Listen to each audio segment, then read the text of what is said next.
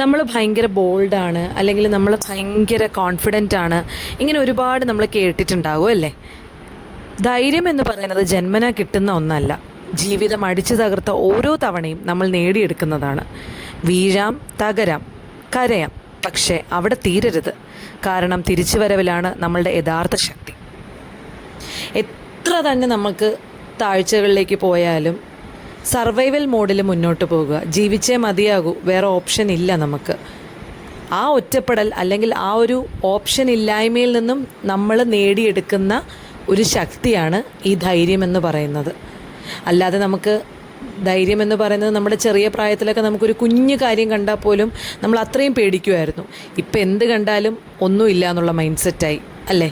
ഇതൊക്കെ നമ്മളുടെ ഓരോ സാഹചര്യങ്ങൾ, നമ്മുടെ ജീവിതം നമുക്ക് തരുന്ന പല സാഹചര്യങ്ങളിൽ നിന്നും അനുഭവങ്ങളിൽ നിന്നും ഉണ്ടാകുന്ന മാറ്റങ്ങളാണ്.